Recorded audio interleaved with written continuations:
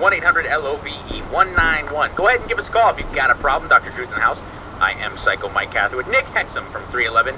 He is here to promote the Unity Tour with the band 311, Offspring, and Pepper. It all kicks off the 18th of this month, which is coming up right around the corner. So go to 311.com for information on tickets and dates. Lucky? Well, Yeah. What's up, dude? yeah, how's it going? Love the show. We just got in Vancouver, and it is awesome. Thank you, my friend.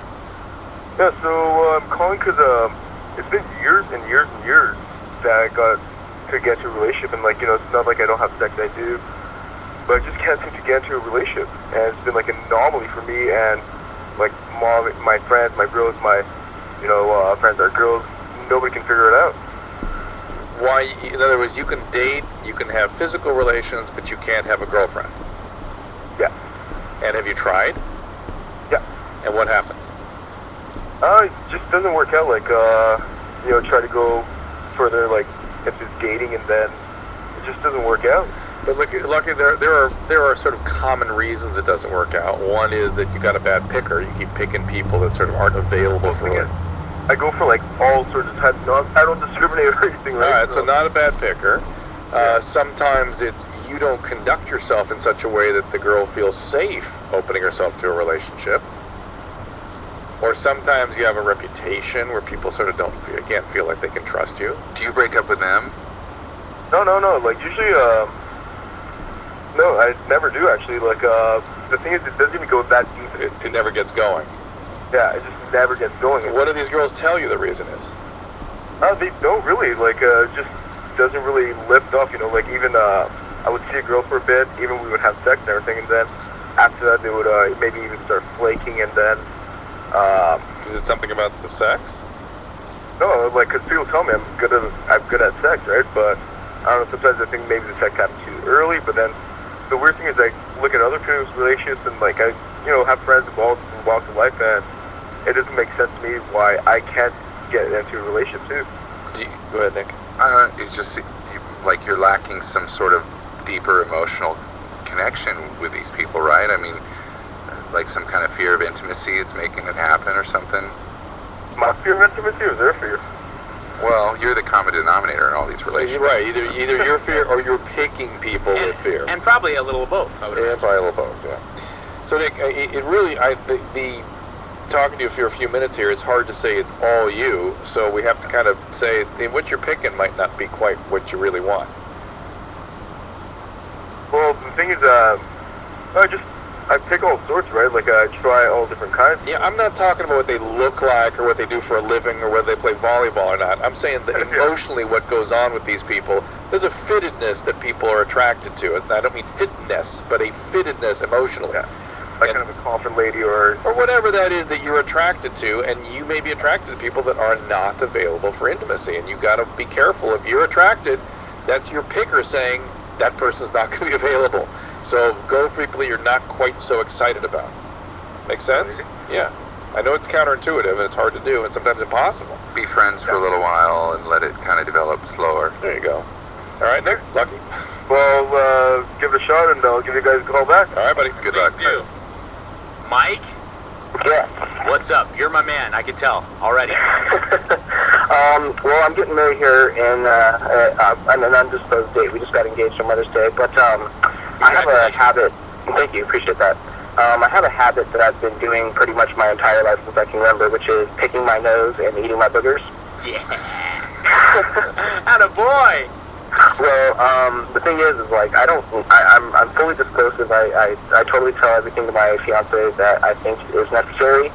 But I don't know if this is one of those secrets that I should tell her or shouldn't tell her. Well, if you do it as often as you said you've done it, I'm guessing she probably has seen you.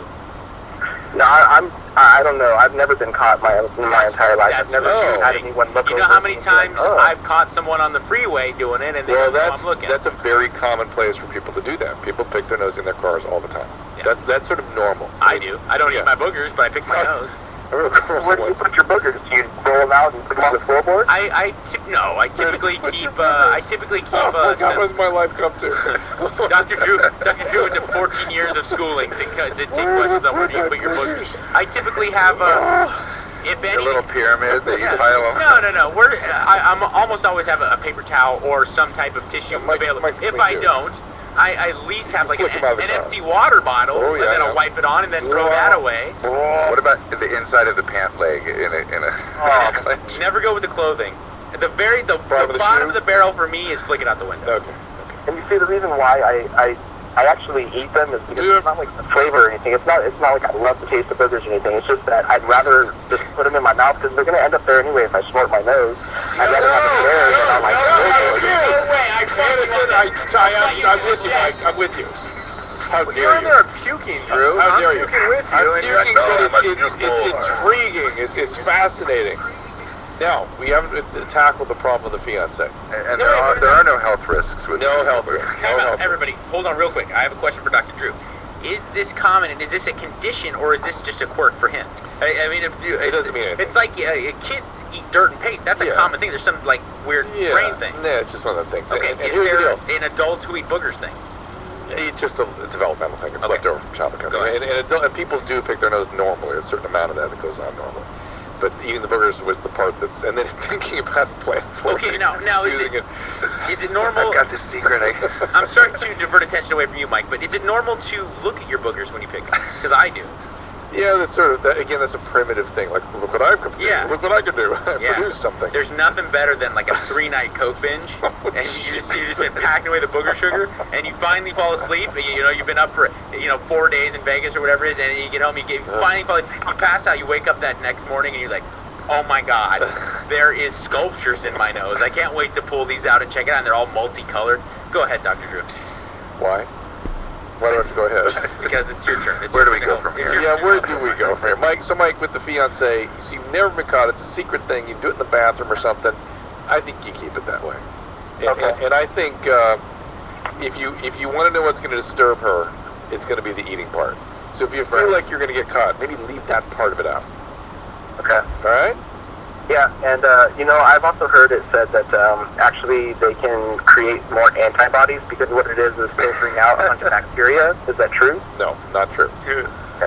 Yeah, I mean, well, you're right. There's probably a bunch of IgA in boogers, but when you put those back into your stomach, they're not doing anything for you.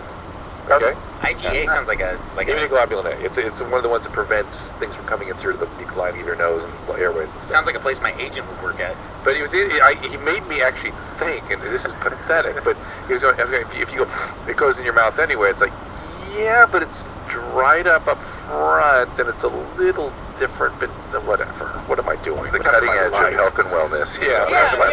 Yeah. The stuff at the tip of the nose, close to the tip that you can reach with your hands It's not quite the Is same. boogers, which essentially is your natural mucus and phlegm that's Dried out. and caught up some dust and other stuff that's down your nose, and they create these boogers. Yeah. The stuff in the back of your sinuses, that's shared. That's flat out, like closer to tears.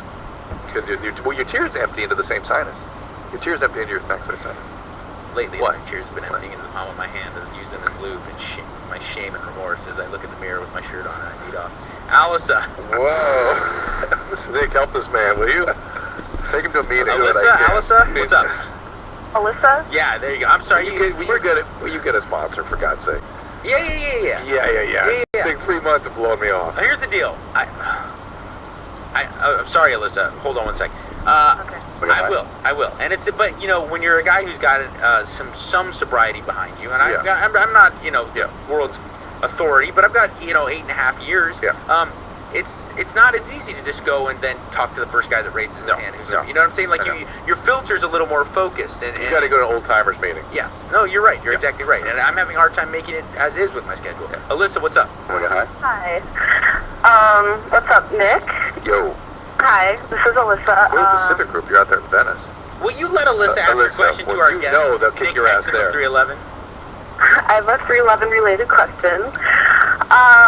I wanted to know, as a big fan, if you're ever planning on either incorporating like acoustic sets into your shows or doing any like acoustic shows anytime in the future. That is something that has been batted around a little bit. We definitely like switching it up, and on the new album we're really looking to make it more progressive and more experimental. And so there's going to be some change of styles. We want to get back in